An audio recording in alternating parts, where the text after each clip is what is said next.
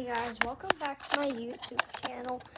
So today you are going to be riding my robot vacuum in the living room. Okay guys? So, let me just put this in place.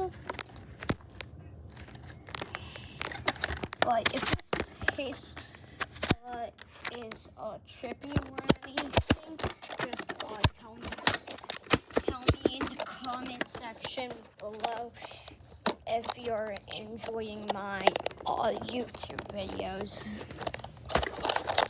So, guys, trying to get the kickstand set up. Now it's time for the rope. Apparently I'm lifting you guys up on the robot vacuum right now. So, yeah. But I've seen people have their dogs on the robot vacuum, so I wanted to see what happens if you put your iPad on the robot vacuum. Why? What?